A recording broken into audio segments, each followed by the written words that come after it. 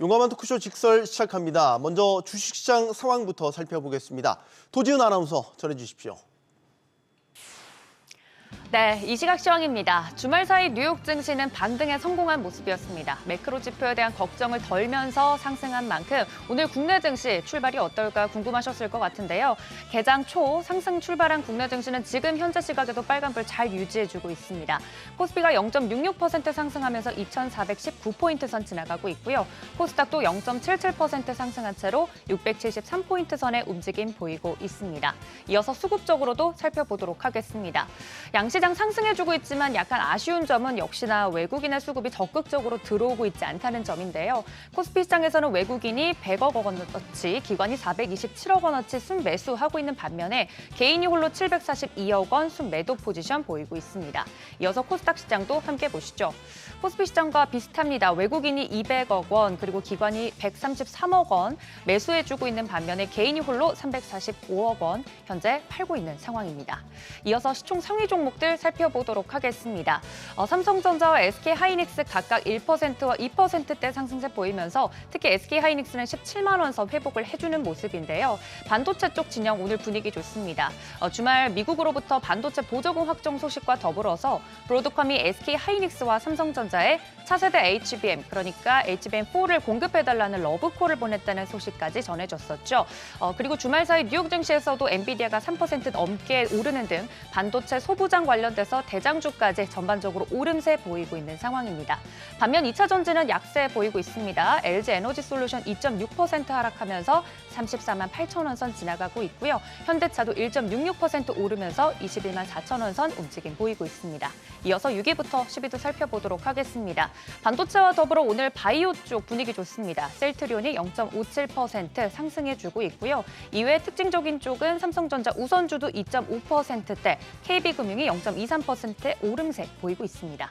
이어서 코스닥 시장으로 넘어가 보도록 하겠습니다. 코스닥 시장에서도 바이오 쪽 종목이 흐름 좋은 것 확인해 볼 수 있는데요. 알테오젠이 1.26% 반등 나와주고 있고요. 삼천당 제약이 상한가 진입한 뒤로 풀리지 않고 있는 모습입니다. 달러가 약세 보이고 또 금리가 하락하면서 바이오 관련된 종목도 오늘 전체적으로 분위기가 좋은 모습 보여지고 있습니다. 반면 에코프로 비행과 에코프로는 각각 3%대씩 하락세 보이고 있습니다. 이어서 6위부터 10위도 살펴보도록 하겠습니다. 리가켄바이오도 3%대 오르면서 96,600원 선 지나가고 있고요. 리노공업도 0.26% 오르는 등 제약, 바이오 관련된 종목들 전반적으로 오름세 보이고 있고 2차 전지는 상대적으로 약세 보이고 있다는 점 체크해드립니다. 이어서 특징적인 종목 살펴보도록 하겠습니다. 지수 상승세 유지하고 있는 와중에 빨간불을 켜고 있는 쪽 바로 조선주입니다. 지난주에 이어서 강세 이어가고 있는데요. 트럼프 프리존으로 분류가 되기도 하고 미국의 중국 지우기에서 수혜가 예상되고 있죠. 또 고환율 수혜주로서도 계속해서 스포트라이트를 받고 있는 쪽입니다. 또 주말 사이 미국 의회에서 초당적 조선업 강화 법안이 발의됐다는 소식과 더불어서 개별 종목으로는 한화오션 좀 눈에 띕니다. 5%대 강세 보이고 있는데 35,100원 선 지나가고 있죠. 주말 사이 필리조선소 인수 절차를 마무리했다는 소식과 더불어서 한화오션과 더불어 한화시스템, 방산주들도 동반 상승하고 있는 모습입니다. 조선주 안에서 한화오션을 필두로 HD 한국조선해양 5%대, 또 HJ중공업도 11% 두 자릿수 상승세 보이고 있는데요. 52주 신고가를 경신하고 있는 종목들 조선주에서 다수 나오고 있다는 점 체크해드립니다. 이어서 한화시스템 이야기를 드렸는데 우주항공 또 방산 쪽으로 넘어가 보도록 하겠습니다. 특히 한화시스템 9%대 강세에 함께 보이고 있는데요. 한국의 차세대 호위함에 들어갈 통합기관 제어 체계를 개발하는 사업을 수주했다는 소식, 개별 이슈까지 있습니다. 현재 22,200원 선 한화시스템 움직임 보이고 있고요. 또 이 우주항공과 방산 쪽에서는 도널드 트럼프 미국 대통령 당선인이 북대서양 조약기구죠. 나토 회원국을 상대로 방위비 증액폭을 더 상향하는 방안을 검토 중이라는 소식 들어왔습니다. 각국의 방위비 예산이 늘어나면 국내 방산주에게는 호재라는 분석입니다. 그간 잠잠했던 방산주, 근데 그 안에서 좀 좁혀서 보면 최근 일론 머스크의 언급으로 상승했던 드론주들 포함해서 오늘은 우주항공주와 방산주가 전체적으로 다 함께 움직이고 있는 모습입니다. 특징적으로 루미르 13% 강세 보이면서 9,380원 선 지나가고 있고요. 세트레가이나 LIG 넥스원 등 관련된 종목들도 전반적으로 빨간불 유지해주고 있습니다. 다음 특징적인 종목 살펴보도록 하겠습니다.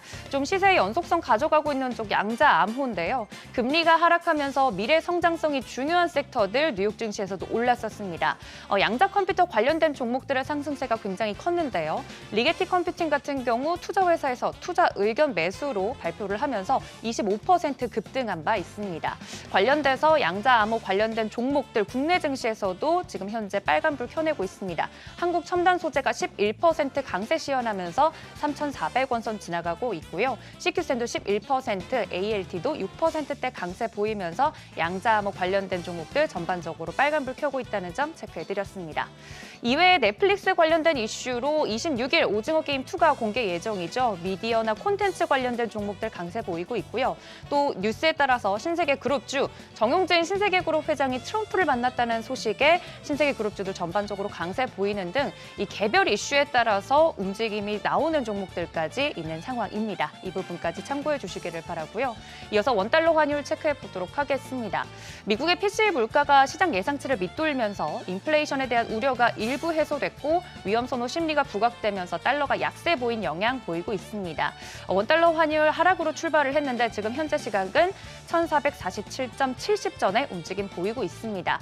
그러나 여전히 원달러 환율이 높은 수준 유지하고 있어서 외국인의 수급이 적극적으로 들어오기엔 부담스러운 상황인데요. 원달러 환율 상황까지 체크해 보시고 시장 어떻게 움직이는지 저희 직설과 함께 계속해서 체크해 보시죠. 이 시각 시황이었습니다.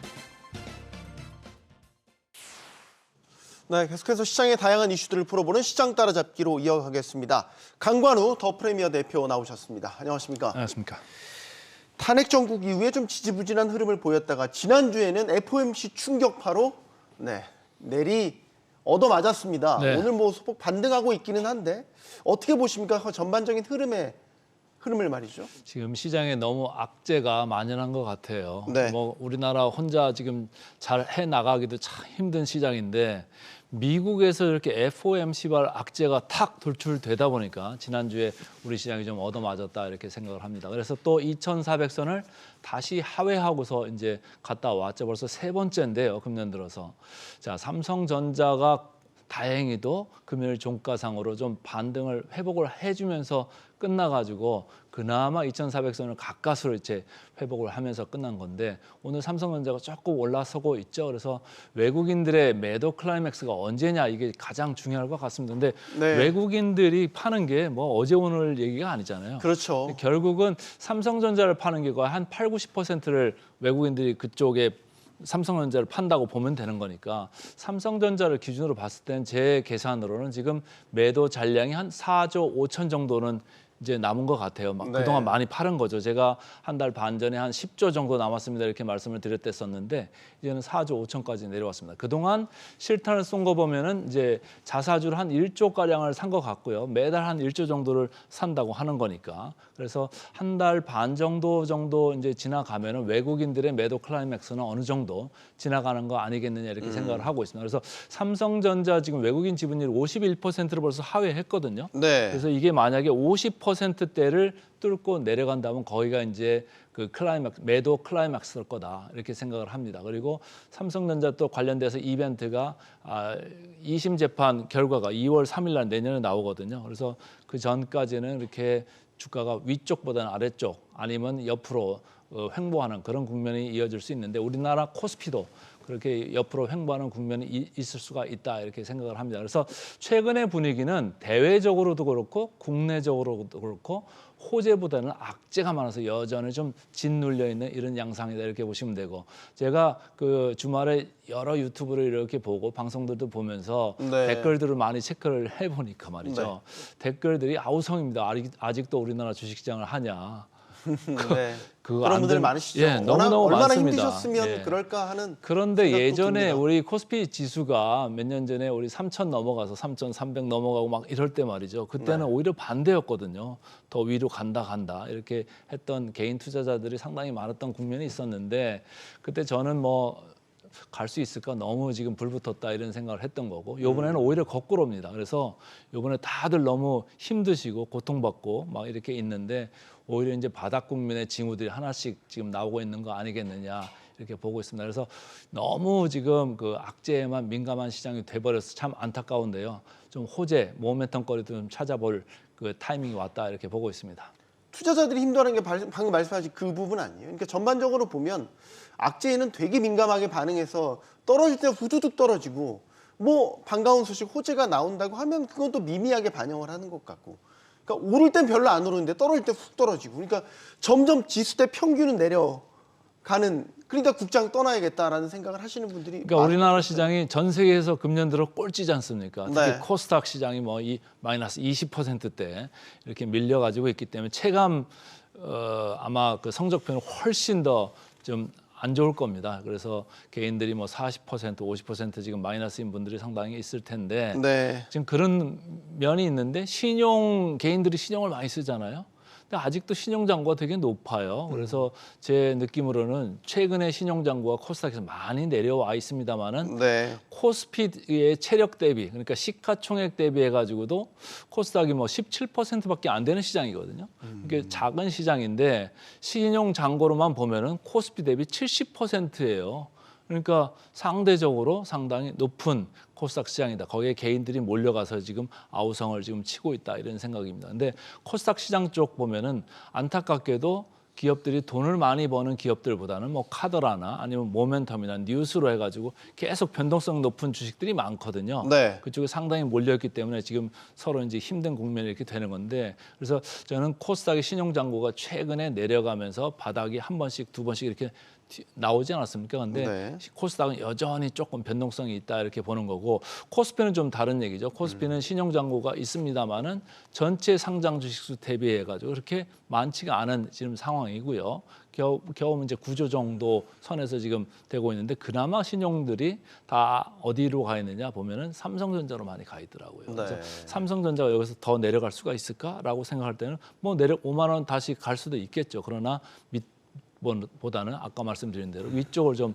생각하면서 좀 견디는 이런 국면에 들어와 있다 이렇게 보는 겁니다. 그래서 저는 한 달 반 정도 들어가면서부터는 다시 호재가 조금 보이는, 모멘텀이 보이는 이런 생각을 좀 하고 있는데, 주말에 나온 뉴스 중에 하나는 정부 예산 중에서 내년에 상반기 배정을 뭐 한 75% 정도 지금 한다는 얘기가 주말에 뉴스로 떴지 않습니까? 네. 뭐 벌써 3년 연속 이렇게 나오는 얘기인데, 경제가 그만큼 안 좋다는 얘기잖아요. 그러니까 정부에서라도 좀 예산 집행을 이제 집중을 해야 되겠다 이런 생각을 이제 하는 거고, 삼성전자에서도 지금 악재만 계속 나오고 있고 아직도 콜테스트 통과를 못했어 이렇게 하고는 있습니다만은 벌써 얘기 나온 지가 오래됐잖아요. 그러니까 시간이 가면서 8단이 됐든 12단이 됐든 이제 좋은 얘기가 나올 수가 있다 이런 생각들을 하고, 만약에 2심 재판이 잘 끝나고 가면은 그때부터는 주가가 올라가는 모멘텀이 있을 수도 있는 거 아니냐 이런 생각입니다. 그래서 호재 나왔지 않습니까, 대표님? 주말 사이에 삼성전자 미국 반도체 투자에 대한 보조금이 확정됐습니다. 좋은 얘기죠. 좋은 얘기 아닌가요? 네, 바이든 정부에서 이제 마지막으로 이제 선심을 쓴 건데, 가기 전에. 트럼프가 이제 들어와서 또 이걸 어떻게 할지는 모르죠. 근데 지금 상당수의 이제 전문가들 이제 관측하는 바로는 네. 이걸 뒤집어 엎기는 힘들 거다. 왜냐하면 서명을 한 거잖아요, 그죠? 그래서 이미 서류화가 됐기 때문에 좀 쉽지는 않을 거다 이런 생각들을 하는 건데, 그래서 저는 호재라고 보는 거예요. 근데 아쉽게도 지금 미국의 테일러 공장을 오히려 철수하고 지금 들어온 그 삼성전자잖아요. 그래서 네. 저 보조금을 정말로 잘 받을 수 있을지 어떨지는 잘 모르겠습니다만은 어쨌든 삼성전자의 악재가 상당히 많이 반영돼 있다. 그래서 이 12개월, 25년 PBR로 봐도 지금 0.8배 가 있습니다. 그러면은 이 회사가 0.8배에 가 있는 적이 이렇게 많지가 않았었거든요. 그리고 네. 자사주도 사서 매입 소각을 한다. 3조 정도는 이렇게 한다고 그랬죠. 그리고 추가로 7조. 그래서 전체적으로는 10조 자사주 매입 그런 프로그램이 지금 가동 중인 건데, 뭐 추가로 더 나올 수도 있겠죠. 아니면은 그 배당이나 이런 쪽에서 또 상속세 재원 마련이나 뭐 그 주식담보대출 이런 재원 마련을 위해서라도 또 배당이 더 나올 수도 있는 문제고, 그래서 지금 악재가 너무 만연해 있는데 호재 쪽을 좀 볼 필요가 있다. 그리고 미국에서 나온 그 보조금 얘기는 당연히 플러스 요인이다 이렇게 보고 있습니다. 네. 사실 반도체 섹터가 우리 주식시장에서 시가총액이 가장 크기 때문에 삼성전자, 하이닉스가 어떤 지지를 받느냐에 따라서 사실상 지수 흐름이 결정되지 않습니까? 올해는 별로였어요. 하이닉스 빼고요. 네. 삼성전자가 워낙 부진했으니까. 그럼 내년에도 똑같이 판박이처럼 일어날 거냐라는 거죠. 사실 크게 지금 호재가 별로 보이지 않아서 보조금이 물론 확정됐다고는 하지만 업황 자체가 좀 꺾이고 있다는 우려도 여전한 것 같고요. 근데 이제 주가가 실적만으로 가는 게 아니거든요. 물론 어떤 때는 아니죠. 뭐 지배구조 개편이나 아니면은 뭐 자사주 매입 소각 이런 얘기, 뭐 주주 환원 이런 또 뉴스로도 주가가 왔다 갔다 하잖아요. 그래서 네. 제가 볼 때는 SK 하이닉스는 25년에 있어서도 HBM 관련되는 스토리, 그러니까 실적으로 바로 이어지는 스토리잖아요. 실적에 기반한 그 리레이팅, 주가 재평가 현상이 지속될 거다 이렇게 보는 거고요. 삼성전자는 실적도 물론 조금은 좋아지겠습니다만 절대적으로 상당히 좋아지지는 않을 거다.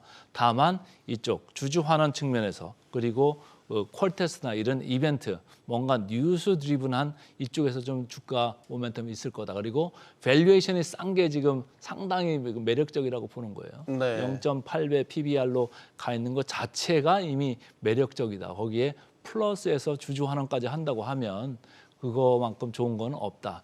대신 기대 수익률은 삼성전자와 SK 하이닉스 좀 다를 수 있겠죠. 왜냐하면 삼성전자는 자기 자본 이익률, 그러니까 ROE라는 게 10%도 채 안 되는 그런 이제 회사거든요. 25년으로 봐도. 근데 SK 하이닉스는 다릅니다. SK 하이닉스는 이 자기 자본 이익률이 무려 30%가 나올 거라고 시장에서 보고 있는 거예요. 근데 미국의 마이크론 테크놀로지라고 하는 거의 동급의 회사가 있지 않습니까? 네. 시장 점유율은 3등입니다만은.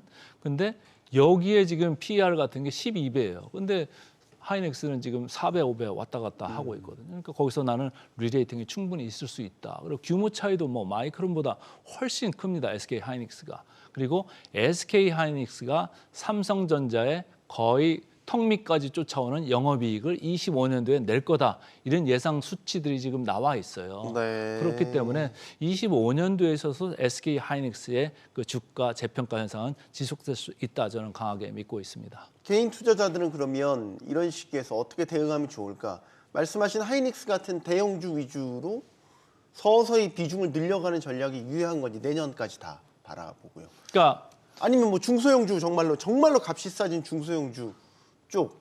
사실 미국 같은 경우는 러셀 2000이 한때 또 상당히 주목을 받았지 않습니까? 그러니까 트렌드가 계속 변하니까 네. 개인들 입장에서는 뭘 선택하느냐에 따라서 수익률이 달라. 개인들 입장에서는 질 제가 것 볼 때는 같아요. 주식을 한 종목을 사는 게 아니고 좀 다변화를 시킬 필요가 있어요. 그래서 뭐 예를 들어서 뭐 5종목이 됐든 10종목이 됐든 좀 가지고 가실 필요가 있는데 SK 하이닉스 같은 경우는 뭐 꼭 넣어야 되는 주식 중에 하나라고 보는 거고요. 삼성전자도 마찬가지입니다. 그러니까 SK 하이닉스와 삼성전자는 약간의 성격이 다릅니다만 어쨌든 HBM 관련되는 그 AI 반도체 관련되는 스토리에 지금 묶여 있다 이렇게 보시면 되고 그 AI 소프트웨어 관련해서 미국에서 뭐 팔란티어나 주가들이 상당히 강하지 않습니까? 지난 주에도 상당히 강했는데 우리나라에도 관련 주식들이 있거든요. 근데 여기는 장기 뭐 이렇게 매수해가지고 보유하는 이런 전략보다는 단기로 그때그때 좀 대응하는 이런 전략이 어떨까? 왜냐하면 밸류에이션이 상당히 좀 높다 이런 생각들을 하고 있고요. 네. 그리고 지난주에 우리 시장이 내려가면서도 좀 잘 버텼던 게 뭐죠? 오늘도 아까 개장할 때 보니까 상당히 강하던데 바로 조선주거든요.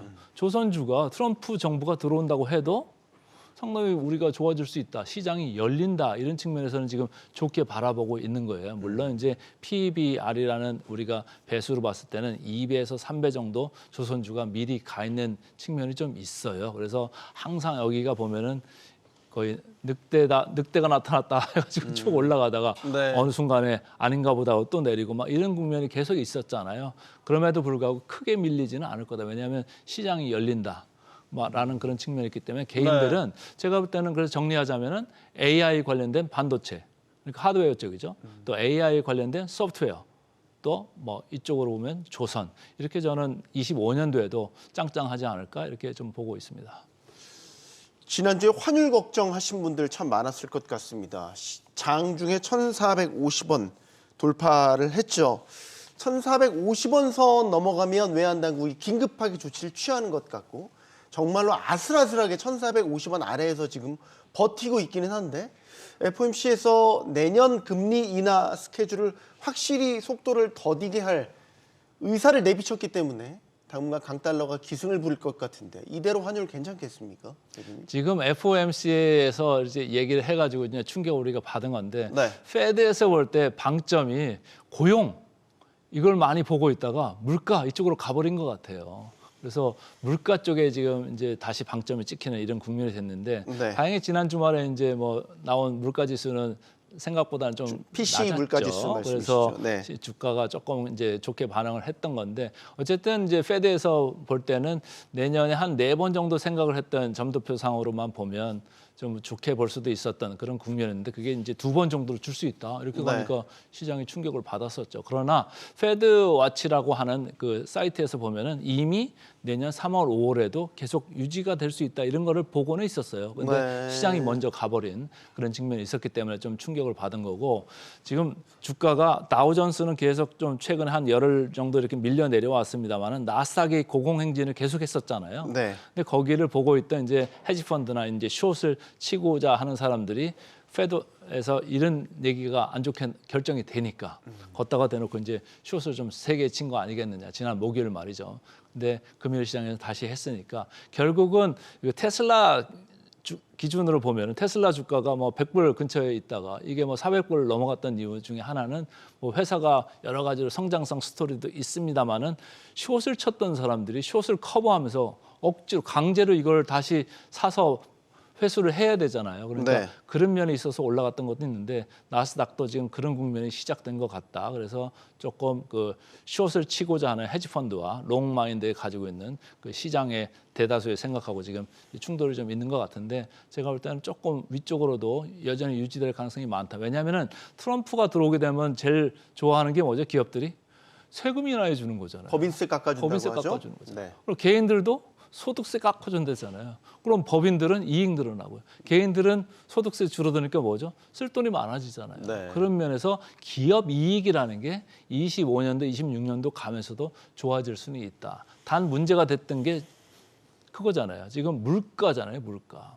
관세를 갖다가 10%, 20% 일률적으로 때릴 거고 중국에 있어서는 뭐 60%까지도 때릴 수 있다. 이러면 뭐 물가가 올라가는 게 너무 명약관화하니까 거기에서 좀 이제 문제가 있었던 건데 그럼에도 불구하고 내년 하반기에는 2번 정도 내릴 수 있다. 이런 얘기잖아요. 그러니까 장기적으로 볼 때는 위쪽보다는 물가는 밑에 쪽으로 간다. 그러나 페드가 목표로 했던 2.0%까지 가는데 우리가 기존에 생각했던 것보다 1년에서 2년 정도 더 걸릴 수 있다. 거기에 이제 시장이 조금 저하는 건데 뭐 그거에 상관없이 최근에도 나스닥 올라갈 때 보면 뭐 여러 가지 이제 부정적인 요인이 있습니다만 계속 쭉쭉 뻗잖아요. 그러니까 그 시장이라는 게 항상 한쪽만 보는 게 아니기 때문에 저는 시장은 기본적으로 긍정적으로 미국 시장은 좀 바이어스가 돼 있다 이렇게 보고 있습니다. 그러면은 연말 장세에서 FOMC 충격파 생각보다 빨리 극복해낼 수 있다 이렇게 보시는 거예요? 저는 미국도 뭐 이제 그렇고 우리도 그렇고. 예, 모든 사람들이 다 알고 있고 미국 시장에서도 상당히 지금 반영을 해 놨다 이렇게 보는 거예요. 다만 이제 조금 밸류에이션이 높기 때문에 언제든지 조정은 나올 수가 있다 이런 생각을 하고 있고요. 지금 뭐 차트는 뭐 많이 보지는 않습니다만 기술적으로 봐도 이동평균선 지지대를 근처에 와가지고 돌려놓고 이렇게 하면서 올라가거든요. 그러니까 상당히 건전한 조정을 받았다 이렇게 이해를 하시면 좋고 그 앞에 서 있는 이제 주식들의 면면을 보면은 이제 개별 주식으로만 보면은 상당히 높은 주식들도 많습니다. 그래서 제가 나올 때마다 야 이게 거의 밈주식화된 거 아니겠느냐 이런 생각을 할 정도로 뭐 25년 PER이 100배가 넘어가는 뭐 테슬라도 있고요, 또 팔란티어도 있고 이런 회사. 들이 있습니다. 근데 그런 회사들이 무너지지가 않아요. 왜냐하면 지금 AI 시대가 이익이 얼마나 늘어날지를 지금 가늠할 수가 없는 거기 때문에 계속 고평가된 상태가 유지되면서 시장을 끌고 나갈 수 있다 이렇게 보는 거고 오히려 저희는 뭐 마이크론 같은 것도 좀 상당히 중요한데 마이크론은 그거의 10분의 1밖에 안 돼요. 지금 PER 보면 12배밖에 안 됩니다. 25년 PER이. 그러니까 네. 상당히 내려와 있고 최근에 미국의 모 증권사는 중립으로 하향 조정을 해버렸거든요. 그러니까 아까 말씀하신 뭐 레가시 반도체에서 중국이 지금 따라오면서 DRAM, DDR4 가격들이 계속 급락세에 있다. 이런 걸 상당히 좀 우려하면서 이제 내려가는 건데 얼마나 HBM 시장 그러니까 AI 시장이 얼마나 더 빠른 속도로 가느냐, 그 수요가 얼마나 더 퍼지느냐, 그거는 AI 소프트웨어가 뭐 한 군데만 쓰이는 게 아니라 뭐 의료도 쓰이고, 뭐 국방도 쓰이고, 금융도 쓰이고 여러 군데 쓰이고 있지 않습니까? 근데 그게 얼마나 더 신속하게 또 보급이 되느냐에 따라 가지고 시장에 더 크게 열 수도 있는 거니까 그러면 우리 그 SK 하이닉스나 삼성전자는 물론 이제 DDR5를 하고는 있습니다만은 AI HBM 쪽으로 계속 가다 보면은 이쪽은 자연히 캐파가 공급 조금 타이트한 상황으로 갈 수 있는 거 아니겠느냐. 네. 그렇다고 보면은 좋은 시장에서 그러니까 맞춤형으로 지금 전이하고 있어서 더 마진이 높아질 수도 있는데 더 좋은 시장에서 우리는 그 마진을 좀 향유할 수도 있겠다 이렇게 보고 있는 거죠. 마지막 하나 질문 더 드릴게요. 내년에 이제 트럼프 집권 2기 행정부 새로 들어섭니다. 보통 정부가 바뀌는 해에 그 해의 증시는 괜찮습니까? 수익률이요? 그러니까 그게 이제 그때그때 다른데 저는 이제 차트를 제가 그것 때문에 하나를 좀 준비한 게 있어요. 네. 트럼프 행정부 때하고 바이든 행정부 때 그 차트를 보시면은 참 재밌는 게 저는 딱 하나 보는 게 대비가 됩니까? 대비가 됩니다. 네. 환율입니다. 환율. 아. 이게 미국 국채 금리 10년물 국채 금리의 방향하고 환율하고 같이 이렇게 가고 있는 건데 그게 보면은 서로 달라요. 트럼프 행정부 때는 약 달라요. 그럼 밑으로 쭉 내려갑니다. 지금 우리 바이든 정부에 있지 않습니까? 네. 지금 그 달러화 지수가 지난 주말에 108까지도 갔다 왔어요. 맞아요. 그러니까 우리 1450 찍고 왔잖아요. 네. 그런데 바이든 이제 트럼프 정부가 들어오면 우리가 당장에는 물가 압력이 있다고 이렇게 생각을 많이 하잖아요.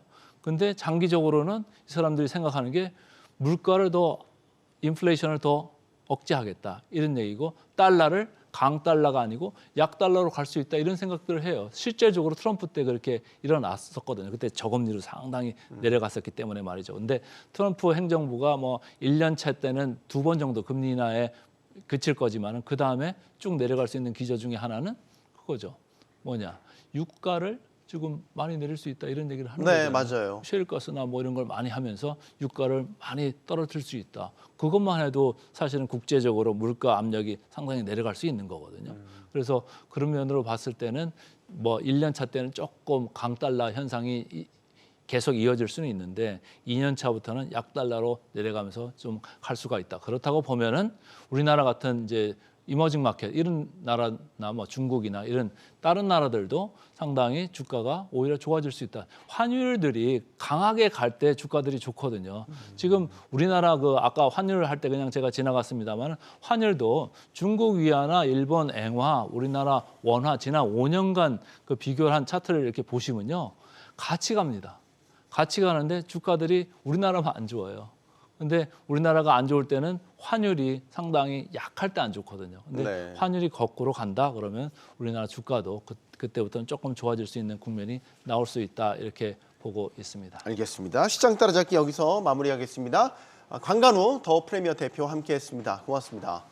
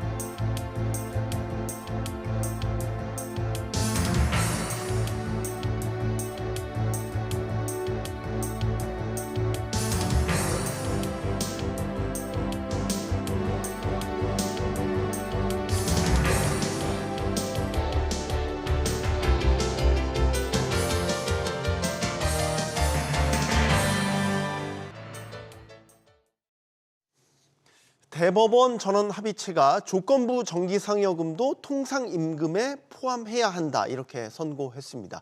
11년 만에 통상임금 관련 판결을 뒤집은 거죠. 대법원의 이번 판결에 노동계는 환영의 입장을 내놓은 반면에 경영계는 깊은 우려를 표했습니다. 안 그래도 대내외적으로 어려움이 직면한 가운데 인건비 상승 우려까지 더해졌다라는 거죠. 노사의 입장이 극명하게 엇갈린 가운데 통상임금 범위 확대가 우리 산업계에 어떤 영향을 미칠지 지금부터 따져보겠습니다. 함께해 주실 분들 소개해드리겠습니다. 사회연대포럼 정영권 대표 나오셨고요. 서울시립대 경제학부 송원재 교수 나오셨습니다. 그리고 박시동 경제평론가 나오셨습니다. 안녕하십니까? 네, 안녕하십니까? 용감한 토크쇼 직설은 SBS 비즈 뉴스 앱과 유튜브에서 실시간으로 시청이 가능합니다. SBS 비즈 앱을 다운로드 받아서 시청하시면 더 많은 정보와 뉴스를 보실 수 있겠습니다. 자, 통상임금과 관련해서 참 소송들이 많이 진행이 됐어요. 이번에 대법원이 통상임금의 여러 조건들 중에서 한마디로 고정성에 관해서는 아니라고 판결을 내린 겁니다. 이게 어떤 의미가 있는 건지 박시동 평론가님, 우리가 보통 통상임금 하면은 근로제공의 대가로서 받는 월급이지 않습니까? 그렇습니다. 근데 이제 상여금 중에서 포함되는 것도 있고 안 되는 것도 있고 네. 이런 것들에 대한 좀 정리가 됐다라고 볼 수 있나요? 맞습니다. 통상임금은 말 그대로 통상적으로 받는 임금인데 네. 이게 왜 의미가 있냐면 통상임금이 정해져야 통상임금을 기준으로 휴일수당, 야간수당 이런 것들이 곱해져서 네. 마지막에 근로자들이 받는 최종 임금이 나오거든요. 급여가 나오는데 그동안 그러면 이 통상임금을 어떻게 볼 것이냐에 대해서 기준이 세 가지가 있었어요. 2013년에 대법원이 내린 판결에 따라서 그동안은 정기성, 일률성, 고정성이라는 이 세 가지 조건을 충족하는 것만 통상임금이었다. 이렇게 네. 그동안 유지가 돼 왔었는데 이번에 정기성, 일률성은 그동안의 기준에 따라서 유지가 됐는데 네. 고정성이라는 하나의 기준, 이것을 아예 폐지한다라는 그런 판결이 나온 것입니다. 그래서 이 고정성이 빠지게 되면 어떻게 되느냐? 말 그대로 통상임금이 올라가는 효과가 나오거든요. 그래서 이번에 2013년 이후에 그동안 쭉 유지돼 왔던 통상임금에 대한 정의가 바뀌면서 경제계와 노동계에서는 사실 엄청난 일이 일어났다. 이렇게 일단은 좀 봐야 될 것 같습니다. 네. 이게 정기성, 일률성. 고정. 정기성은 뭐 정기적으로 받아는 거고 일률은 이제 다 똑같이 받아야 된다는 거고 고정성에 대한 해석이 항상 논란이 됐단 말이죠. 네, 정 네. 대표님, 네, 네. 고정성에 대한 개념 네네. 그러니까 조금 더 부연 설명을 해주시면. 이번 이제 판결의 과정에서 하나생명하고 현대자동차 이제 전현직 근로자들이 이제 소송을 제기했는데 고정성은 무엇이냐 하면은 이제 재직 조건부, 그러니까 그 당시에 일을 하고 있어야 된다 이런 겁니다. 우리가 흔히 쉽게 표현하는 대로 휴가 가는 사람들 뭘 챙겨줘 이렇게 하잖아요. 그럼 육아휴직을 갖거나 또는 뭐 어떤 이유로 뭐 예를 들어서 뭐 출산 휴가를 갖거나 이럴 경우에 그 사람이 없단 말입니다. 네. 그럼 그때 나온 상여금은 통상임금에 포함시키지 않는 거예요. 아, 재직 중이 아니니까. 네네, 재직 중이 아니라고 그랬는데 사실은 그 고정성과 관련된 부분들은 여전히 뭐 논란이 꽤 있었는데 사실은 법령적으로 봤을 때는 고정성을 갖다가 주장할 근거가 별로 없는데 저희 노동계의 입장에서 볼 때는 늘 사법부가 회사 경영 어렵다고 이야기하는 회사 측의 판단을 갖다 너무 손들어준 판결이었지 않겠냐 이렇게 이제 보고 있으면서 이번에는 어떻든 이걸 좀 잘못된 거, 뭐 대법원 판례에도 나와 있었지만 그동안 축소해서 또는 뭐 배제해서 준 부분에 대해서 잘못된 걸 바로 잡는다고 이렇게 볼 수 있기 때문에 이 부분들은 뭐 노동계에서는 환영의 입장을 냈는데 또 소급되지 않는 부분이 있어서 현실적으로 당장은 큰 실익은 없지만 이제 내년에 임금 교섭하는 과정에서 이 부분들을 노사가 좀 슬기롭게 좀 풀어나가야 된다 이렇게 보고 있습니다. 네. 자, 어쨌든 11년 만에 고정성이라는 이 기준 자체는 이제 폐지가 됐습니다. 교수님, 네. 대법원의 판단에 동의를 하십니까? 물론 존중은 당연히 하시겠지만 동의를 하시는지 여쭙겠습니다.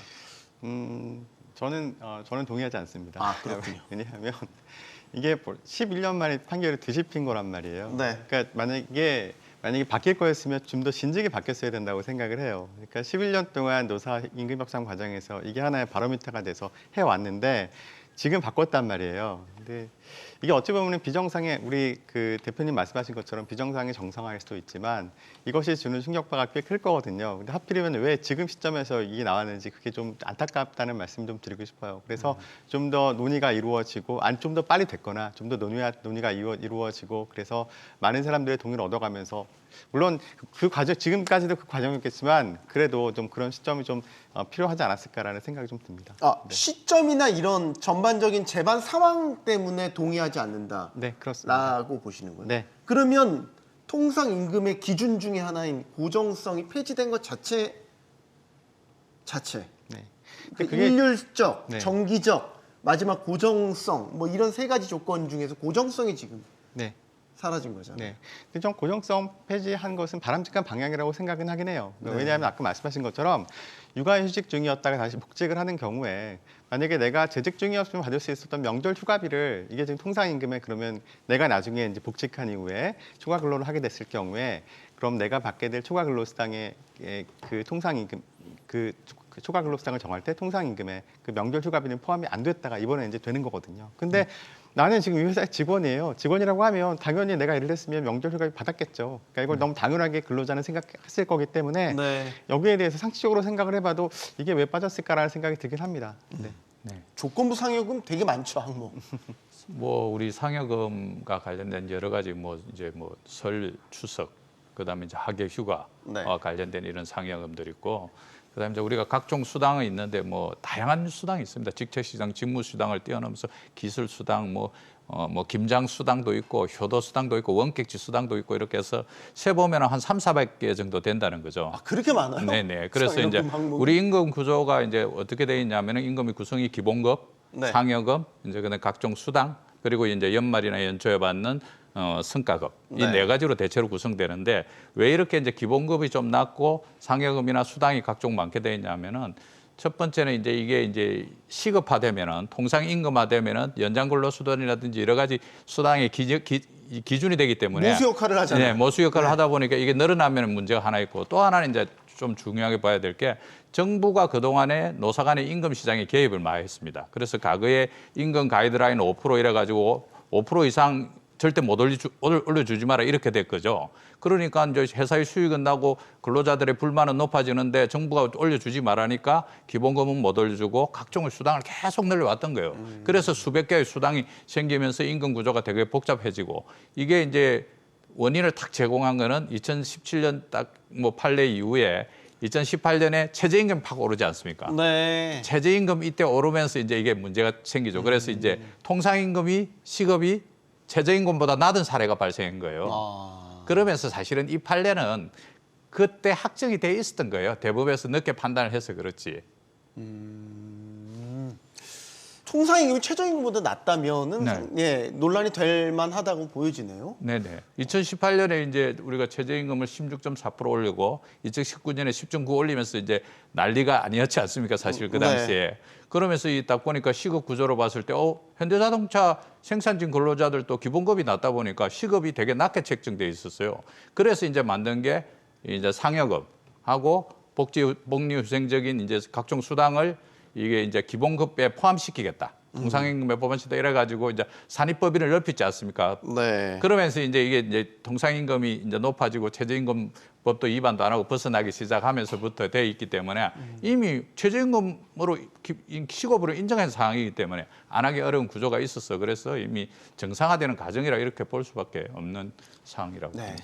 사실은 네. 그 법에는 그동안 고정성을 우리가 판례에서 운용을 해왔는데 법에는 사실 근거가 없는 것이었었어요. 그러니까 근로기준법 시행령 6조 1항에 네. 통상임금이 뭐다라고 정의가 되어 있는데 여기에는 아까 말씀드린 정기성, 일률성만 있는데 그동안 판례가 없던 기준을 만들어서 사실은 운용을 해왔거든요.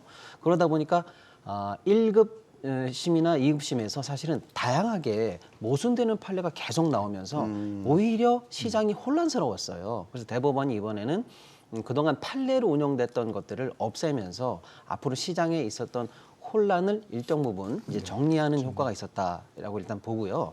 근데 이제 문제는 뭐냐면 사실은 고정성이라는 게 말은 쉽습니다. 임금이 당연히 고정성으로 들어가야 되는 게 임금 아니야? 라고 했는데 경제계 현장에서는 어떻게 운영됐냐면 그래 고정성이 임금의 핵심 요건이란 말이지. 그럼 우리가 조건을 붙이면 되겠네라고 해서 그동안 어떤 조건을 붙였냐? 재직하면 줄 것. 근데 당연한 거거든요. 또 뭐 2달 이상 근속하면 줄 것.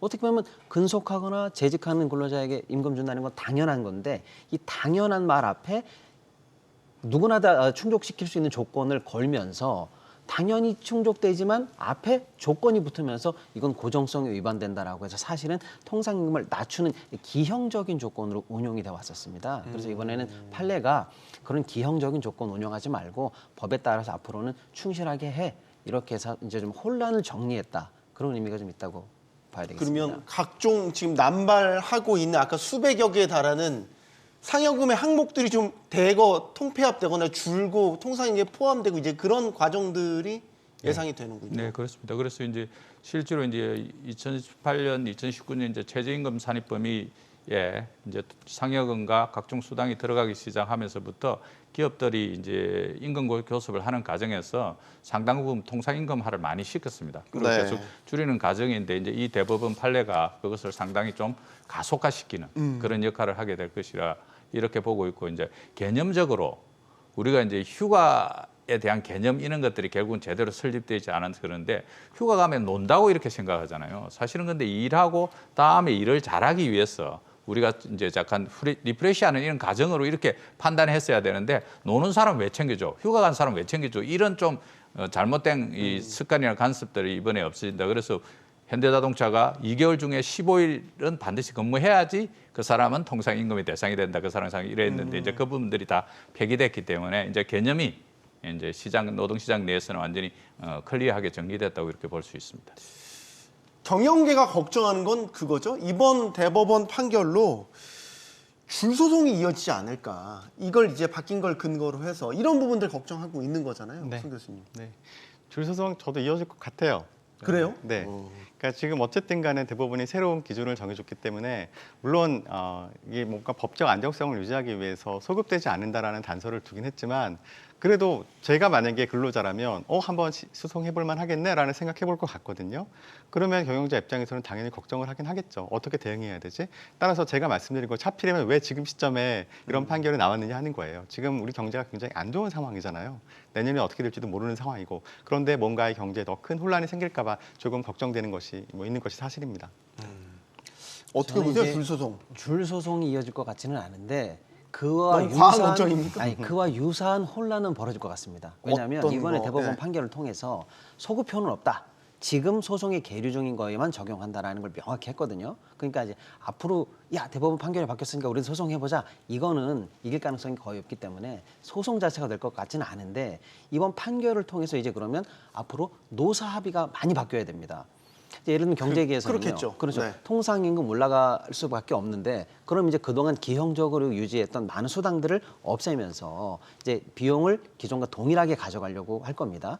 근데 노 측은 그동안 이제 판결이 바뀌었는데 통상임금이 늘어난 것만큼 수당이 연달아 올라야지라고 하면서 임금을 놓고 앞으로 노사 합의에 굉장히 이제 사실은 혼란이 야기될 것 같습니다. 소송보다는 현장에서 노사 합의에 많은 쟁점이 되면서 좀 내년 특히 이제 많은 기업들이 사실은 지금 안 좋은 교수님 말씀처럼 내년 경기가 안 좋고 또 투자도 많이 줄이고 임금도 많이 줄여야 되는 경영이 좀 악화된 상황 아니겠습니까? 그래서 네.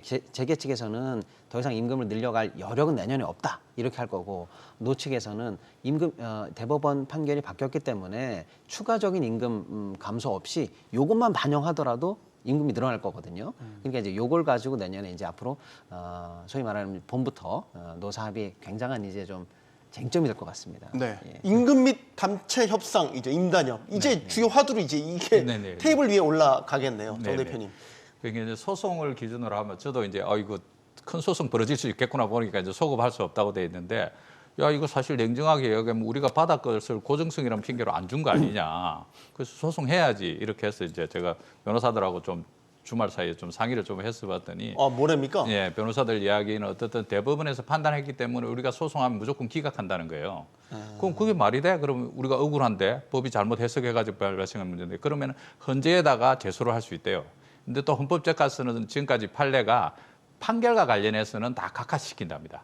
그래서 사실 좀 억울하지만 우리가 지금 뭐 소송이나 다른 방식으로 과거에 했던 그 부분들과 관련해서 되돌릴 방안은 길은 이미 봉쇄됐다. 네. 결국 이제 말씀하신 대로 내년에 2025년 임단협에서 이것을 어떻게 녹아낼 것인가 관련해서 그래서 좀 복잡한 이런 것들을 어떻게 새롭게 좀 잘 바꿔내고 그 뭐 근로자들도 피해를 입지 않고 또 한편에 회사는 좀 경영의 효율성을 가시할 수 있는 그런 임금 체계를 좀 만들기 위한 머리를 좀 모아야 될 것이라고 보고 있습니다. 네.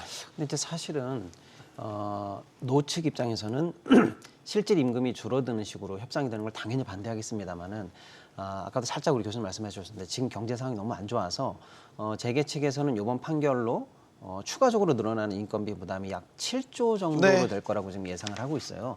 이게 한꺼번에 시장에서 반영되긴 좀 어려운 측면이 있을 것 같습니다. 그래서 아마 이 첨예한 다툼이 내년에 어떻게 될지가 이제 경제계에서는 굉장히 중요한 이슈가 될 것 같습니다. 통상임금 확대로 인해서 연간 약 7조 원의 인건비가 더 늘어날 것이다라는 분석 결과를 내놓은 게 재계 입장입니다.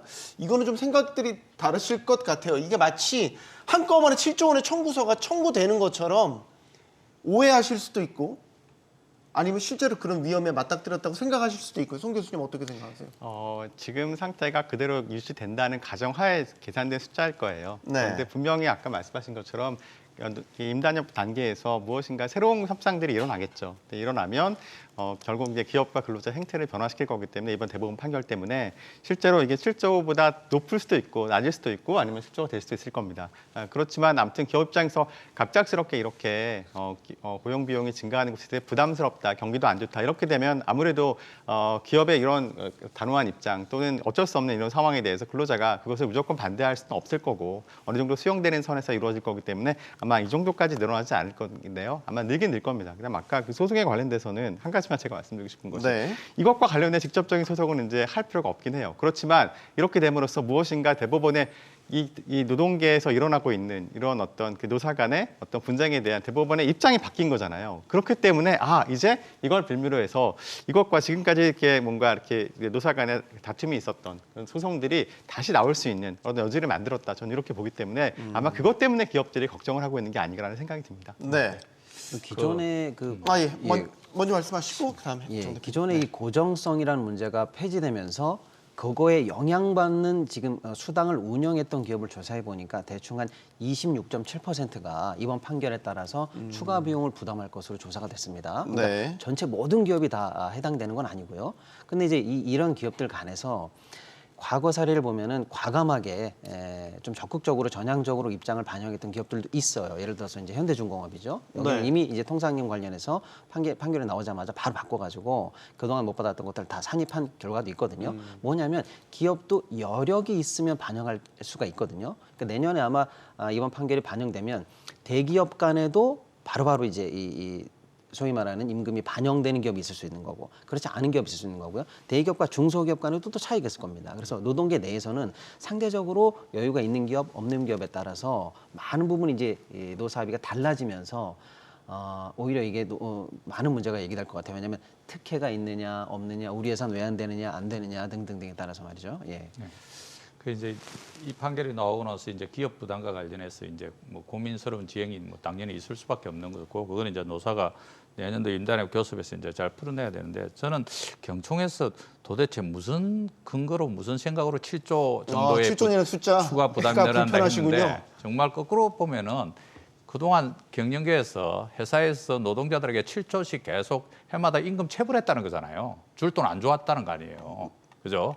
그걸 갖다 버젓이 이렇게 발표하는 거. 또 하나는 그렇게 했으면 최소한 경영자 단체 정도 되면은 그동안 사실 우리가 제대로 못 살폈어. 좀 제대로 임금을 지급하지 못하니까 좀 미안합니다.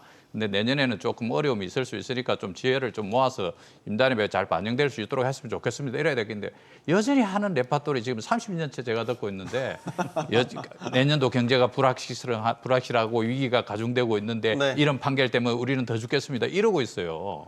근데 비즈니스라는 것이 불확실성하고 위기는 디폴트 값 아닙니까? 기본값인데 비즈니스 그런 게 있기 때문에 비즈니스에서 수익이 나는데 여전히 똑같은 이야기하면서 그렇게 하면은 노동자들 입장에서도 야 이거 뭐 개심해서라도 네.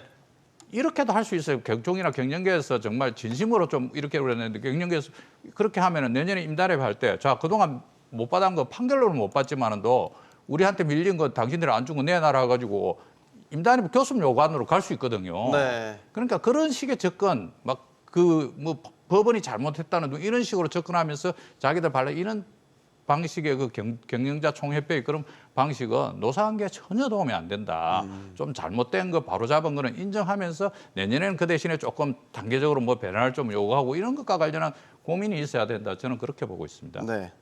좀 통 큰 수용.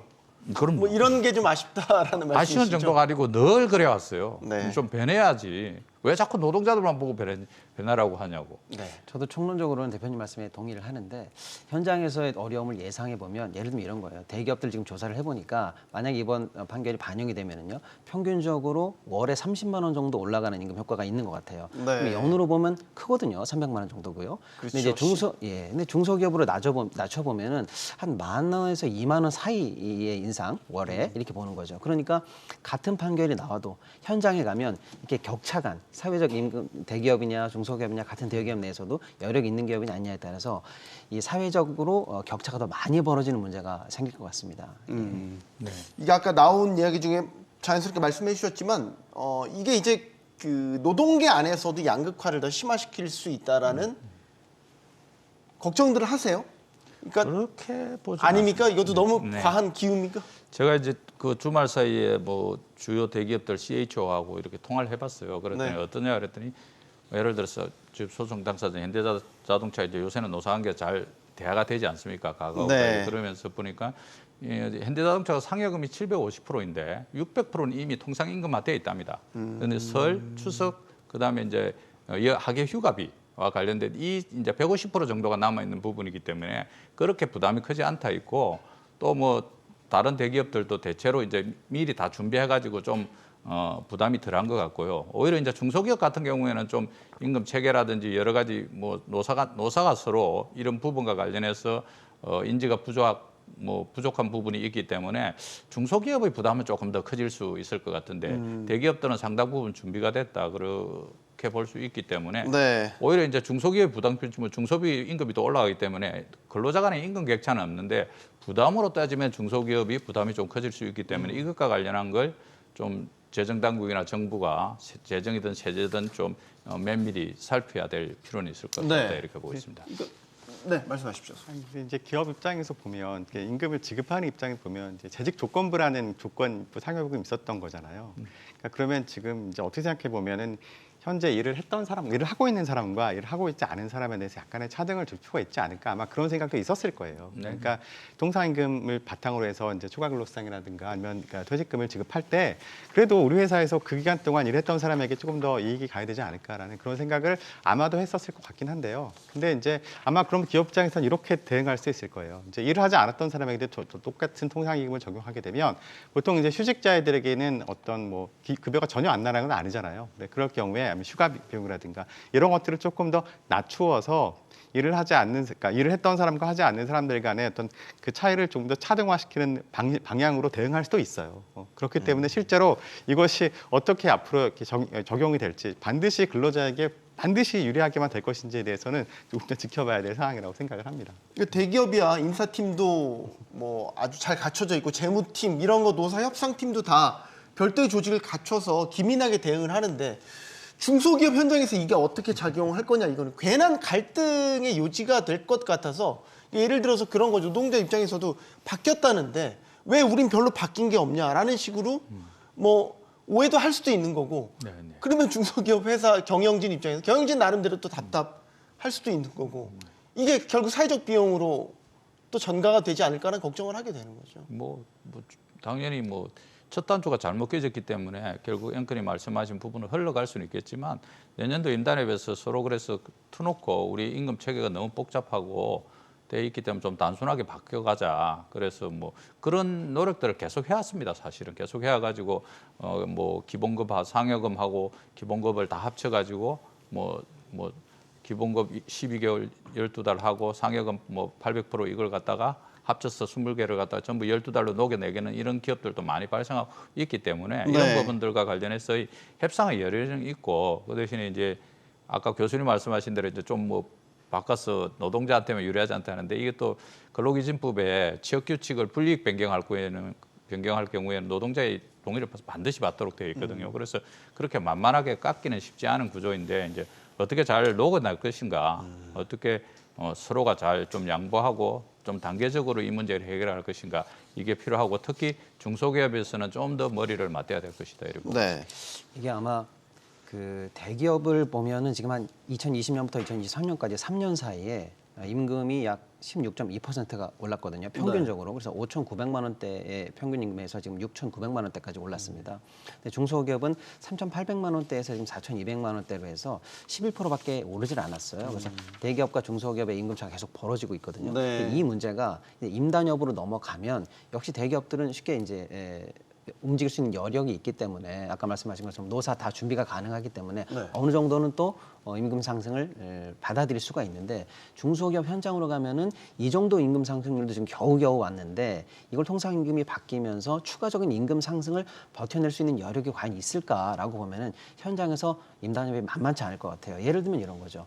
통상임금을 올려낼 수밖에 없는데 네. 판례가 바뀌었으니까 그러면 그동안 수당으로 이게 통상임금 바뀌면 수당이 연달아 올라가거든요. 그러니까 통상임금 바뀐 것만으로 딱 선을 긋고 추가적인 수당 인상까지는 커버하지 않는 방식으로 해서 수당을 없애거나 잔업을 없애는 식으로 해서 임금 자체를 딱 캡을 묶어가지고 반영할 수밖에 없다. 그러면 결국 노동자들 입장에서도 아까 앵커님 말씀처럼 판례가 바뀌었는데 임금이 늘어난 게 없지 않느냐 이런 식으로 이제 운영될 가능성이 좀 있습니다. 그래서 네. 현장에서는 좀 빡빡하게 진행될 것 같습니다. 그러니까 근로자들한테 결국 이게 실익이 뭐가 있겠냐라고 네. 걱정하시는 분들인 네.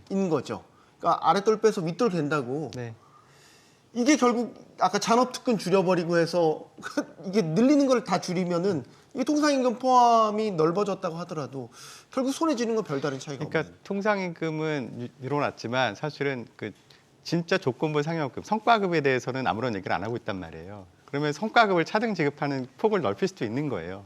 그러니까 지금 통상임금 때문에 임금이 올라가는 사람들에게는 그러면 특별 성과급이라든가 이런 것들에 대해서 또 당신이 작년에는 일을 하지 않았기 때문에 아니면 휴직 중이었기 때문에 근로일수가 적었기 때문에 성과급 지급 수당, 그러니까 성과급을 지급하는 그 율이라든가 또 그러니까 상대적으로 차등해서 줄 수도 있거든요. 네. 그렇게 되면 그러니까 어떻게 대응할지 몰라요. 기업 입장에서는. 그럼 근로자도 거기에 맞춰서 이제 당연히 이제 협상이 과정에 임해야겠지만 그렇기 때문에 어찌 보면 굉장히 우리 평론가님 말씀하신 것처럼 내년 1년 동안은 특히 내년 상반기에는 혼란이 좀 가중되지 않을까라는 생각을 하게 되긴 합니다. 이게 이제 그 통상임금이 중요하게 영향을 미치는 기준이 되는 게 이제 연장근로수당입니다.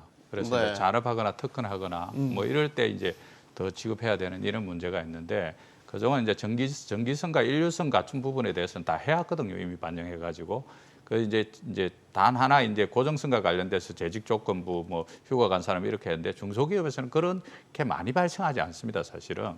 그래서 실제로 뭐 중소기업 같은 경우에는 그렇게 뭐 휴가를 많이 가거나 자주 갈 수 있는 여러 구조도 많지 않고 이렇기 때문에 중소기업에 미치는 영향이 그렇게 크다 이렇게 단정적으로 이제 볼 수는 없는 부분인데 이 어려운데 어떻게 할 것인가 문제인데 뭐 예를 들어서 뭐 방금 뭐 통상임금이 조금 더 늘어나가지고 잔업을 줄이거나 그렇지 않습니다. 일이라는 것은 현장에서 보면은 일거리가 있으면 무조건 잔업이나 특근이나 생기는 것이지 그 비용 일부 때문에 일을 안 하거나 낫기를 맞추기 위해서 잔업 특근하고 이런 부분인 거기 때문에 이것이 그렇게 뭐 고용 시장이라든지 회사에 굉장히 그렇게 지대한 영향을 미친다 이렇게까지는 보기는 어렵다고 저도 뭐 주말 사이에 많이 통화를 해봤거든요. 네. 이게 자칫 고용 자체를 좀 많이 줄이지 않겠어요? 예를 들어서 이제 그런 그 기업 내에 필요를 더 자극한다라는 거죠. 더 자동화에 대한 필요성을 더 자극한다라든지. 그래서 전체적인 일자리 사이즈를 보면 결국 이 통상임금의 확대가 전체 고용을 좀 줄여버리는 오히려 부작용이라고 할까요? 이런 것들도 걱정을 해야 될 것 같은데요. 충분히 이제 걱정을 할 부분은 있다고 봅니다. 아까도 말씀드렸습니다만 내년에 경기가 좋고 우리 기업들이 좀 여력이 있으면 이 판결의 이 변화를 수용할 수 있는 체력이 될 텐데 네. 아주 지금 상당히 안 좋은 상황으로 가고 있는 상황에서 이 판결 변화를 적극적으로 수용할 여력이 될까라고 보면 지금 상황이 이렇게 넉넉치는 않거든요. 근데 과거 사례를 한번 보면은 뭐 굴지의 대기업인 기아 같은 경우에도 2017년에 통상임 관련한 소송이 한번 패소된 적이 있어요. 그때 사실은 잔업특근을 중단한 적이 있습니다. 임금이 급격한 상승을 막기 위해서. 또 최근에는 또 이제 사실은 이제 제조업 취업자들이 이제 굉장히 많이 줄고 있거든요. 그래서 이 판결이 직접 그걸 의도한 것은 아니나 실제 현장에서의 고용 감소라든지 잔업 특권 감소라든지 이런 고용 형태의 영향을 좀 주지 않을까라는 게 우려되는 부분이 있긴 있습니다. 이게 이제 통상임금과 관련해서 큰 소송이 사실은 이번과 관련된 것보다는 통상 큰 소송이 사실은 이제 아까 2017년도에 기아자동차 노조에서 네. 제안한 소송인데 그게 이제 왜 상여금을 갖다가 통상임금 안 시켜가지고 기준급여가 낮아졌냐 이래가지고 그게 뭐 그 규모가 1조씩 현대자동차는 뭐 결국은 이제 노사 합의고 기아자동차는 노사가 합의를 일부 하고 동의하지 않은 근로자들은 끝까지 가가지고 승소해가지고 받아내고 뭐 현대중공업 이런데 제조업이 전반적으로 상당히 컸었습니다. 그 부분은. 그래가지고 그 부분과 관련된 부분들은 이제 다 끝났다. 그리고 이 지금 남아있는 부분은 실제로 뭐 소송 인원이 얼마 안 됐지 않았습니까? 얼마 안 된 이유가 자 그러면 우리가 전체 직원 중에서 대상이 되는 사람 몇 명이나 될 것인가 봤을 때 실제로 인원이 얼마 안 되기 때문에 이 소송의 결과가 전체 고용이나 시장이나 이런 충격은 뭐 미미하다고 저는 판단하고 있습니다. 네. 임금 체계를 개편한 그런 모범 사례들도 있더라고요. A사인데 한번 보여주시죠. 이게 이제 고용부가 제공을 한 건데, 그러니까 복잡한 수당들 때문에 다툼의 여지가 있기 때문에 이거를 좀 이렇게 단순하게 바꿨을 때에 지금 화면 나옵니다. 저렇게 복잡했던 각종 항목들의 급여 항목들을 단순화시켰습니다. 네. 앞으로 이제 이런 변화들이 있겠죠. 어떻게 보십니까?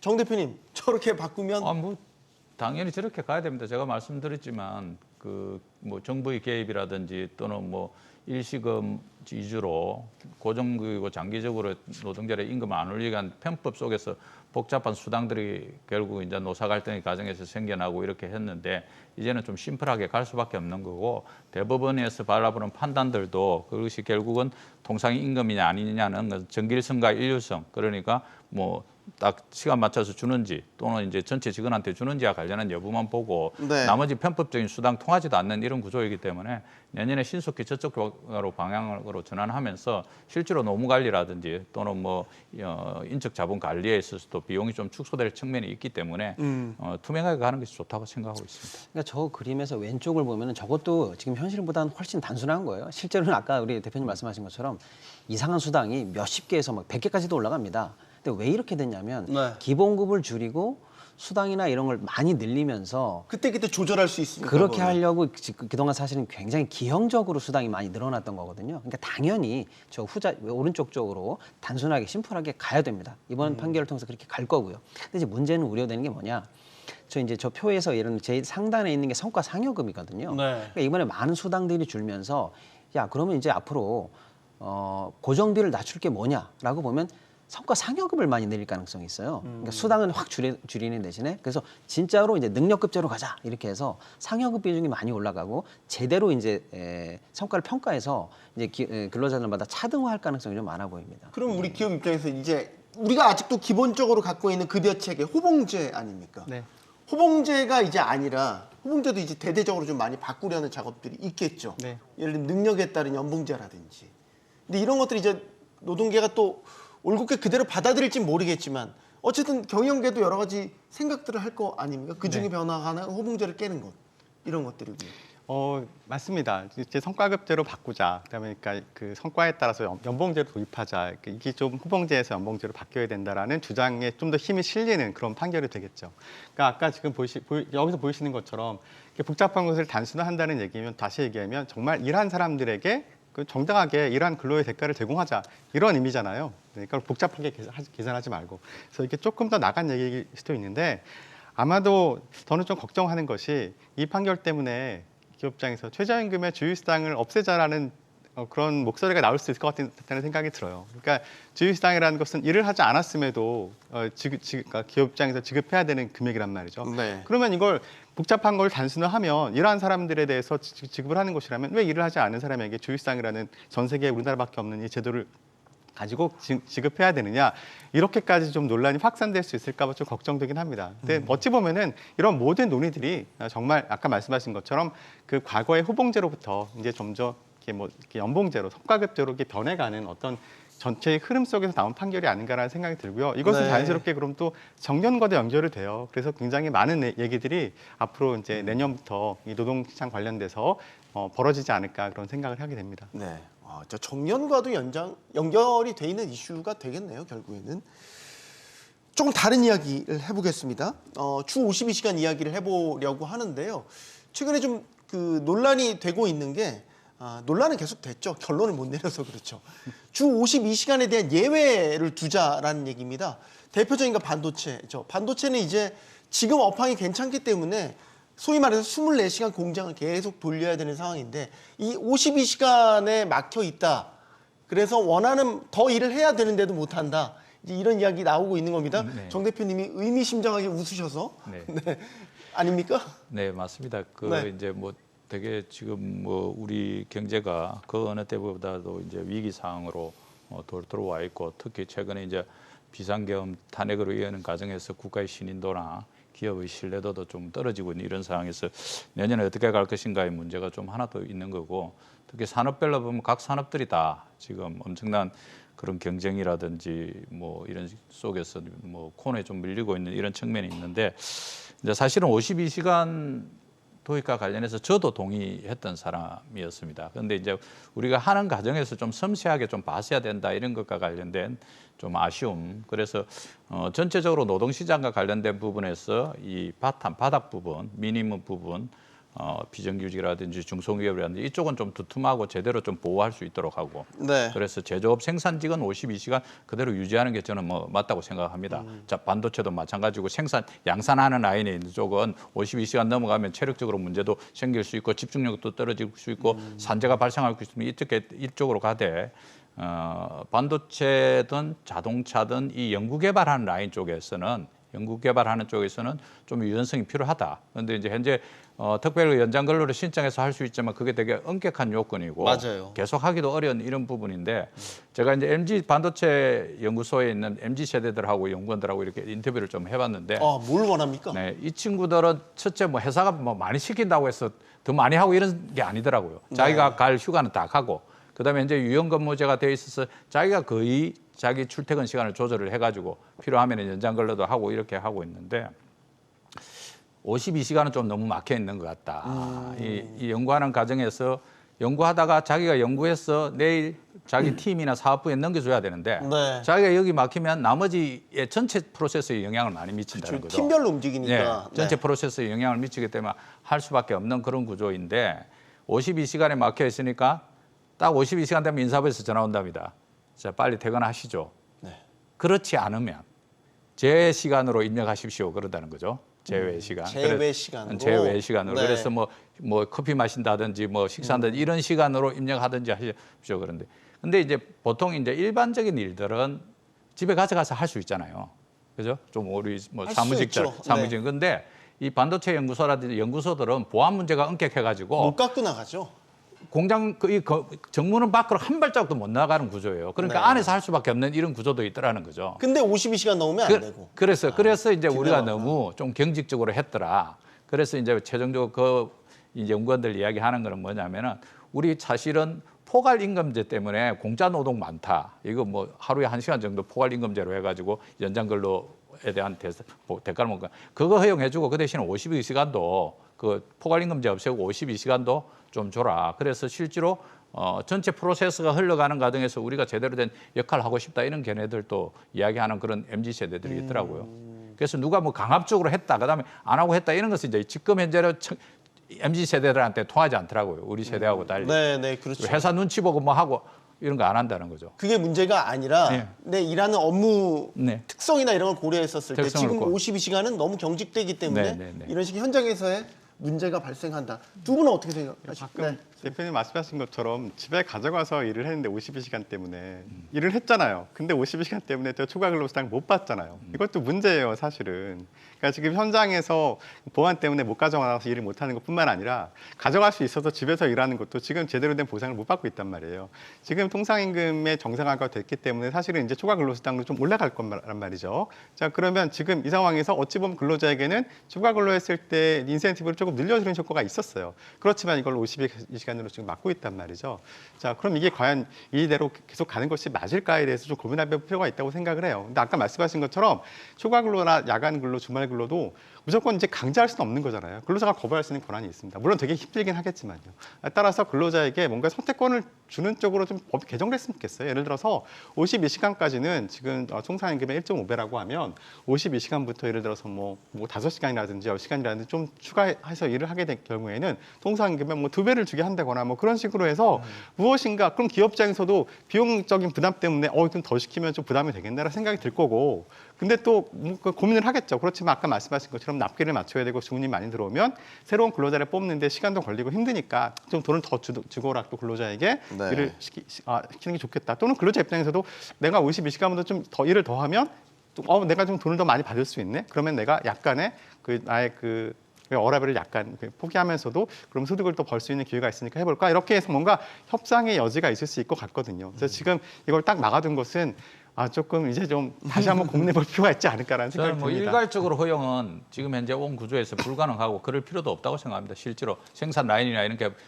이렇게 저희도 많이 인터뷰도 해보고 이렇게 하면은 우리 52시간 잘 돼 있기 때문에 필요 없다 그러는데 연구소라든지 특수한 경우에 한해서만 좀 유연성을 열어주면 되는 것이지 네. 전체적으로는 지금 현재는 근데 이게 지금 예외를 두면 문제가 또 생길 수 있다는 그렇죠. 시각도 있어요. 네. 지금 이게 사실은 한번 짚어야 되는데 왜 문제냐면은 K 반도체 위기다 그러면서 마치 이 노동자분들이 52시간 근무를 계속 너무 강하게 주장했기 때문에 일을 못해서 공장이 안 돌아간다라고 해서 K 반도체 위기를 노동 시간의 문제로 일단 지목을 했거든요. 이거는 사실은 좀 현장에서는 받아들일 수 없다는 거예요. 노동자분들은. 왜냐하면 경영진의 전략 미스라든지 기술 개발의 미스라든지 여러 가지가 있는데 마치 일만 우리가 노동자들이 안 해서 이렇게 된 것처럼 그러면 일만 많이 하면 K 반도체 위기가 해소가 되느냐 이런 얘기를 하니까 그 원인이 K 반도체의 위기의 원인이 노동 시간 때문은 아니다. 이거 꼭 좀 얘기해달라고 하는 현장의 분위기가 많았고요. 근데 이제 저도 이제 대표님 말씀처럼 연구라든지 개발하는 팀에서는 사실은 이제 연속성이 있어야 되거든요. 근데 이제 쭉 일하다 말고 밤에 실험이라든지 연구를 끊고 갈 수는 없는 거 아닙니까? 그래서 이런 부분에서 현장에서 조금 유연하게 해달라는 요구도 또 한편 있는 것 같습니다. 근데 네. 이제 문제는 뭐냐면 지금 반도체법에서 요 조항을 넣어달라는 게 맞아요. 의견 요구 사항인데 네.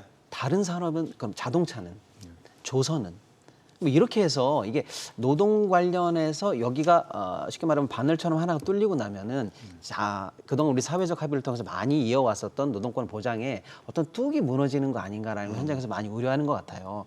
이 부분에 대한 확실한 믿음이 좀 심어져야 될 것 같습니다. 예를 들어서 노사 합의를 거치고 난 다음에 한다라든지 또 52시간 초과 근무를 하면은 그에 상응하는 연장 어떤 그 휴무를 확실하게 보장한다라든지 하는 보완할 수 있는 믿음을 조고 난 다음에 해야 될 것 같은데 네. 그런 게 좀 갖춰지고 나면 조금 유연성이 있는 도입이 좀 필요할 것 같다는 것도 좀 있는 얘기 같습니다. 네, 그래서 일괄적으로 다시 되돌릴 수는 없는 구조에 와 있습니다. 이미 다 정착화 상당히 돼 있는 부분이고 그래서 네. 생산 라인이나 육체 노동과 관련해서 육체적 역할이 큰 데 관련해서는 그대로 유지하고 필요하면 특별 연장 근로를 신청해서 할 수 있도록 이렇게 하고 그 대신에 아까 이야기한 대로 연구개발 이쪽은 이렇게 해야 되고 실제로 왜 자꾸 이제 세상을 적대적으로나 갈등적으로 자꾸 끌고 가는데 삼성전자가 어려운 게 노동자들이 일을 최근에 갑자기 안 해서 그런 게 아니지 않습니까? 밤돌이 무리하게 하고 HBM3E를 갖다 못 만들어내고 이런 과정에서 사실은 내부에서도 부글부글 끓고 있어요. 회사의 방향성과 관련해서 직원들이 열심히 일 안에서 하는 구조가 아니지 않습니까? 그래서 이런 부분과 관련해서 열어날 부분과 관련해서는 또 사회적으로 논의를 해야 된다. 그래서 아까 말씀하신 대로 예를 하나 열어주기 시작하면 여러 개 툭툭 튀는 다 할 수 없으니까 어느 부분에 할 것인가. 그래서 정말 하이트 칼라에 대해서 예를 열어주는 부분, 그다음에 연구개발이나 이것과 관련해서 예를 열어주는 이런 부분과 관련해서도 저는 그 경산호의도 있고 사회적 대화 기구가 작동이 안 돼서 그렇지 여기서 좀 논의해가지고 합의해서 가면은 어느 정부가 들어와도 바뀌지 않는다는 거죠. 그러니까 문재인 정부 때도 밀어붙여가지고 50원, 20원 오다 보니까 윤석열 정부 와서는 또 무슨 100시간 이야기하고 윤석열 정부에 또 100시간 또 밀어붙이니까 또 반발하고 이러다 보니까 제도가 계속 기행적으로 왜곡되고 휘어지는 이런 구조를 가지고 있는데 이걸 좀 사회적으로 노사가 합의할 수 있는 공간을 열어서 합의하면은 어느 정부가 들어와도 제도를 존중하고 또 섬세하게 챙겨서 갈 수 있지 않나. 네. 이게 저희- 네. 토론이 3분 정도 남았는데요. 마지막 질문 하나 더 드리고 싶어요. 이것도 좀 관심이 있어요. 영국에서 주 4일제 그 근무제 시범 도입돼서 굉장히 호평을 받았던 거 아시죠? 경기도에서요. 김동 경기도지사가 임금 삭감 없는 주 4.5일제 도입 추진에 나섰다가 지금 반대에 부딪혔거든요. 어떻게 보십니까? 우리도 이제 어떻게 보면 유럽 이런 데처럼 주 4일제로 가기 위한 어떤 뭔가 논의가 시작됐다라고 보여지기도 하고 첫 발을 누군가 지금 내디디려고 막 하는 것 같기도 하고 이건 송 교수님께 먼저 드릴까요? 짧게만 말씀 부탁드립니다. 네, 뭐 일 적게 하고 돈 많이 받으면 좋죠. 그거 싫어할 사람 누가 있겠어요. 전제는 그런데- 임금 삭감 없는 겁니다. 네, 임금 삭감은 없어야 되니까. 그런데 기업 입장에서 부담이 되니까 그러면 그것에 대해서 경기도에서 그럼 세금으로 기업의 비용을 그러니까 비용 부담을 좀 메꿔주겠다는 뜻이거든요. 근데 지금 경기도에서 이렇게 세금 부담을 통해서 이렇게 그 기업의 부담을 그러니까 좀 줄여주는 것에 대해서 어떤 사회적 합의라든가 국민적 합의는 없었어요. 저는 그러니까 이렇게 해보자라고 기업에게 권하는 것은 할 수 있겠지만 여기에 세금 투입하는 것은 지금은 시기상조가 아닌가라는 생각을 합니다. 변호사님. 네, 당연히 이 4.5일이나 주 4일제 실험은 시작돼야 된다고 봅니다. 다만 경기도의 모델이 조금 아쉬웠던 게 세금 투입 약 100억 원 정도를 들어가면서 이 실험을 했다라는 거거든. 근데 이런 모델이 만약 성공했다 하더라도 이걸 세금 투입으로 메꿨기 때문에 민간에 바로 적용할 수가 없어요. 그러니까 그렇겠죠. 실험으로서도 잘못 설계된 것 같아요. 그래서 어쨌거나 우리 사회가 실험으로 나아가야 되는데 말 그대로 임금 삭감 없는 제대로 된 설계된 실험이 시작이 돼야 될 것 같습니다. 정 대표님. 우리 전체 이제 노동자를 둘러싼 여러 가지 조건 중에서 사실은 가장 안 변하고 있는 게 노동시간 단축입니다. 이게. 그러니까 우리 주 40시간 하루에 8시간 근무가 언제 했냐면은 1926년에 지금부터 100년 전에 포드가 하루에 8시간 일하자, 주 40시간 일하자 했는데 중간에 이제 사실은 컴퓨터가 도입되고 이러면서 미국 의회에서 뭐 1950년, 60년대에서는 하루 주 16시간 일하는 거 막 보고서도 제출했어요. 네. 그럼에도 불구하고 실제로 잘 안 줄어들고 있거든요. 그래서 기술이 바뀌면서 또 역할이 많아지고 이런 과정에 있었기 때문에 저는 우리나라에서 제조업이 뭐 한 30% 정도는 우리나라에서 실제로 주 4.5일 하면은 맥시멈 갈 수밖에 없다. 누군가 저보고 주 5일제 관련한 운동을 하자 그랬어. 주 4일제 운동을 하자 그랬어. 그건 좀 무리가 있을 것 같다. 주 4.5일 맥시멈이라면 했는데 정부가 뭐 나서가지고 뭐 혜택을 준다 해서 만들어질 구조는 아니고 기업 차원에서 노사가 자기들의 업무 강도라든지 교육 뭐 다양한 형식의 역할을 배치하면서 할 수 있는 부분들이 있지. 재정 이거 쪽 찔끔 투입한다고 해가 이게 되고 이런 거 안 되는 구조이기 때문에 애시당초 이런 시도는 노사가 알아서 할 일이다. 노사가. 알겠습니다. 자, 정부도 이번 대법원의 바뀐 판결에 맞춰서 지금 지침을 변경하는 작업에 착수했다고 하죠. 통상 임금 체계 일대 변화가 예상되는데, 자, 이걸 또 일방의 승리라고 하면 또 다른 역효과를 불러올 수 있습니다. 노동계와 경영계가 상생할 수 있는 중지를 모으는 지혜가 필요한 때입니다. 용감한 토크쇼 직설 마치겠습니다. 여기는 모든 경제가 모이는 SBS 비즈입니다. 시청해주셔서 고맙습니다.